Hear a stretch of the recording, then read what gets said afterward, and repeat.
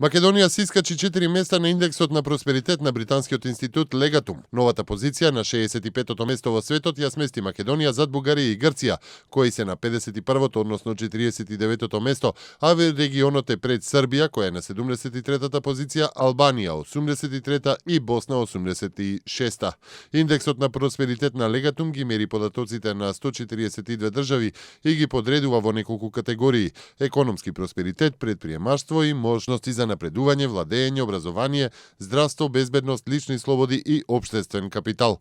Македонија е најдобро пласирана во категоријата здравство, каде е пласирана на 50-то место во светот. Оваа категорија ги оценува резултатите во лекувањето на граѓаните, заостената инфраструктура и превентивната нега. Високи се и оценките во категориите предприемаштво и можности за напредување. Странските директни инвестиции во првите 8 месеци од годинава бележат раст од 6%. Статистиката покажува дека странските инвестиции од јануари до август годинава изнесуваат 153,4 милиони евра и се за 8,7 милиони евра повеќе во однос на тој период лани. Само во август странските директни инвестиции изнесуваа 27,4 милиони евра и бележат раст од 11,3%, односно се за 2,8 милиони евра повеќе во однос на август минатата година. Над 100.000 граѓани го посетиле сајмот Купи куќа Купи стан, кој се одржа од 29 октомври до 1 ноември, покажаа податоците на Скопје Сити Мол. Дневно во просек имало по 25.000 посетители. На сајмот Купи куќа Купи стан учествуваат 20 градежни компании и банки кои влегуваат во проектот. Градежните компании специјално за сајмот понудија попусти на становите кои достигнаа и до 200 евра по метар квадратен.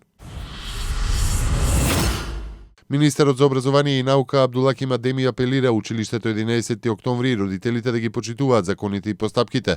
Доколку општината или училишниот одбор констатираат дека имало прекршување на постапката, може да се обратат до надлежните институции. Меѓутоа, не е добро да се именуваат паралелни директори. Адеми појасни дека именувал Даниела Костадинова новаа функција бидејќи не бил испочитуван рокот во кој градоначалникот на центар требало да го изврши изборот, како и дека за нејзиното именување не бил воден од политички причини. Во изминатите 24 часа во Македонија издадени се потврди за барање азил на вкупно 3965 странски државјани, соопшти МВР.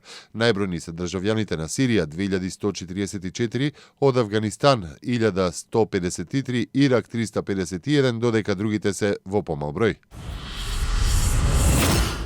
Европската комисија денеска обезбеди дополнителна финансиска поддршка на Агенцијата на Обединетите нации за бегалци УНХЦР во висина од 2 милиони евра за да се задоволат основните потреби на ранливите бегалци и азиланти што во моментов транзитираат низ земјите од Западен Балкан, посебно на оние во Република Македонија и во Република Србија. Оваа хуманитарна помош ќе му овозможи на УНХЦР да обезбеди 200.000 бегалци со топла облека за зимата и привремено за солниште и заштита на локалитетите за прием во регионот.